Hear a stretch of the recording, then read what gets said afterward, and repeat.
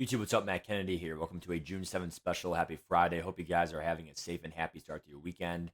Today, we're going to take a step back and we're going to talk about coin making methods for NMS and in general, just coin making mechanics, which really, once you know, you can use forever. And I know this channel has been talked about for the community as one of the better channels for your coin mechanics and just the market in general. Because really, just like real life stocks, in this game, this is stocks. It's a simulation of stocks. And I think just like real life, there are some tactics that you can do to get rich. And it's not just about, buying packs or, in real life, having rich parents or having a good job. Really, anyone can get rich in MUT or real life if you use good mechanics. So if I go in the game right now, the first thing I want to say really quick is this is the first rule. The first rule to making coins in Ultimate Team, and this will work for college Ultimate Team as well, is the whole idea of do not buy cards the first day they come out. Now that's hard because some are the new shiny toy. Everyone wants to get these new Division Dynasty cards because of just how good they are, how many abilities they are. When we go back in September, back in October, the first card with Gunslinger, right? And it's going to go over 1,000,000 coins and whatever, right? But the first day a card comes out, it's always going to be like, I would say over 90%, it will be the most expensive the card will ever be, besides LTDs and besides some rare circumstances. So what that means is even if you only save, let's just say 10% on the card by buying it tomorrow instead of today, just by waiting one day, you literally just saved 10% on that card. And you might say 10% is not that much. That's why we have a calculator here. Let's say that every card's 100K. Obviously, it's not true, but some of the bigger end cards are more than that. So even if we say some of these bigger cards, let's just say 200K, that's a little bit more balanced, right? So if every card was 200K and you saved the 10% rule, because these cards were 1,000,000 coins yesterday. Bernard, you literally saved about 200K. Evan Ingram, almost 200K. Hudson, Lamb, definitely Mahomes. He was over 1,000,000 coins, right? So we're saving actually we're saving about 15%. So if I take 15% of 200,000 coins, then that's going to be what? That would be about 30,000 coins. So 30,000 coins, okay, we'll do 30,000 here, times for every 20 cards you buy, I mean, that's going to be what? 600,000 in savings. So if we take, okay, 20 cards and we save 15%, that means we save away 30,000 coins. You are saving over 600K coins in that span just by waiting that extra day for the card. So you have to understand that, like, that's just rule number one. Like, unless you are a huge YouTuber, like bigger than I am, and you're a big Twitch star, and you are expected to get the content right away, like, I don't know, like QJB or, KKS, like, here's Pat Mahomes, first day he came. Like, dude, just wait a day. The content drops on Thursday, perfect. Friday night gameplay.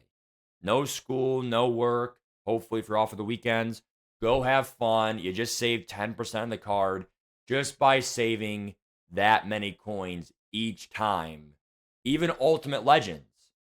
Ultimate Legends, you will literally save, again, at least 10 to 15%, if not 20%, just by waiting a week the following Saturday of them coming out. Now, I'm not really sure if we'll have some good examples of this, but we can look at John Randall for an example. The weekend John Randall came out, he was easily over 1,000,000 coins. And then if you look just 7 days later, May 18th, now again, I mean, to be fair, This is, May, June, okay? But still, it's the idea, right? Because John Randall is still revolutionary in your pass rush game, right?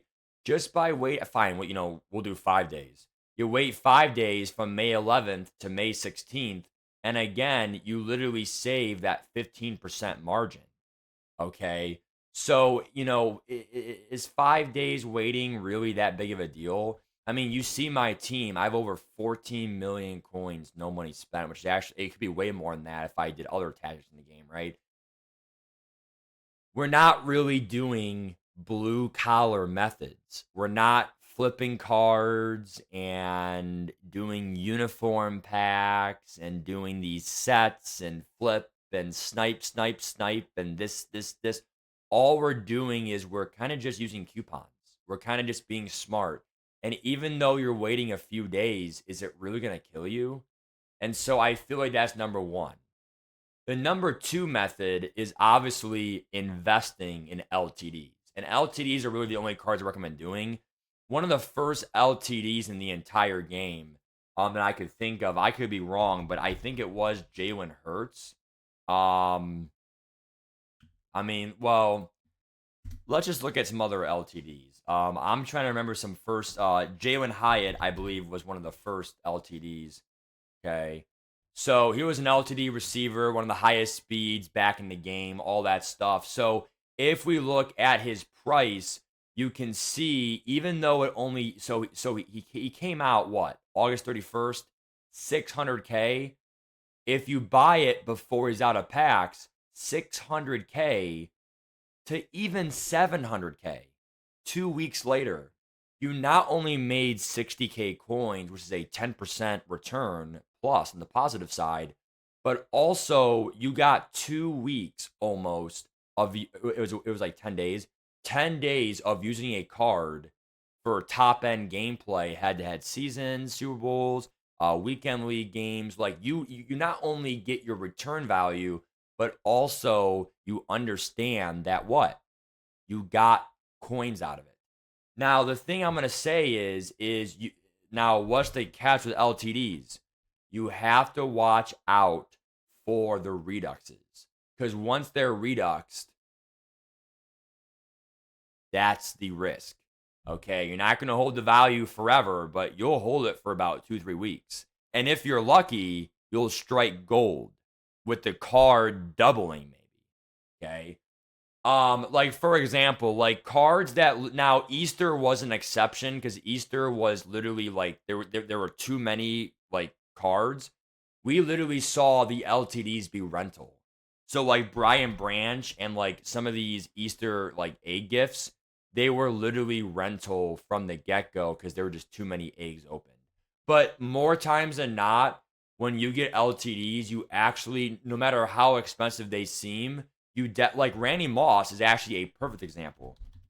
Randy Moss, whether you got him BND or not, the LTD, right? This is not the right card I want. Who's the I gotta see the corner. So Randy Moss actually went up a whole million coins from 1.7 to 2.7. So you could have made 800K. I mean, dude, like some cards, they're like, oh, they're 1.5 mil. I'll never buy it, dude. It's not gonna go down in price after packs. That's how a simple market works, right?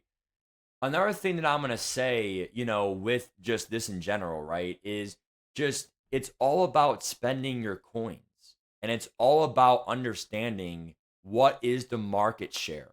What is the value of these positions? Is there an abundancy?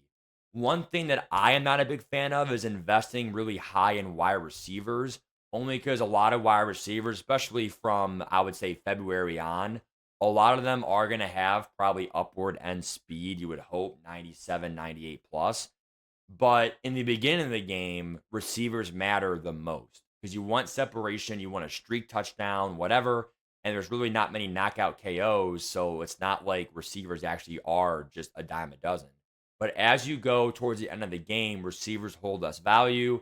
I would say running backs as well. But at launch, and we'll go over launch mechanics when it comes closer to launch, and we know more pre order stuff, we know whatever. But really, the point of this video is not to bore you guys, right? We're still under 10 minutes here, right? The thing is just understanding that when you take these market tips and you really are smart with the market, it's not even about sitting there sniping cards. I'll do that as well, but like 5, 10 minutes per card, right? Like it's really about, hey, look, let's not spend money in the game. Like, even though it might take 5, 10 minutes to get a 10K snipe or a 20K snipe, right? If you literally add up just saving 5,000 coins per card, like, screw it. If I save just 5,000 coins per card for every 100 cards I spend, I mean, I don't even need a calculator for that.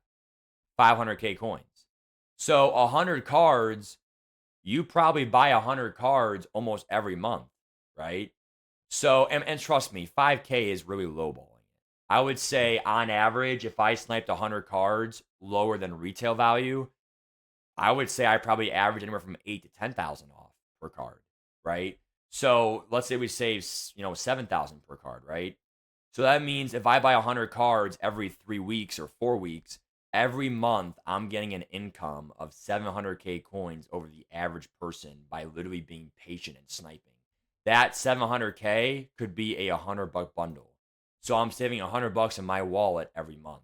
Again, I don't care if people, like, dude, like, it's, there are times you have to have coins to make coins, like the LTDs. That's why I said getting rookie premieres is so important every year at launch, because literally once you go out there and once you actually have coins, you can literally do so much with it, just being smart. So we're going to go from there. Take care, peace.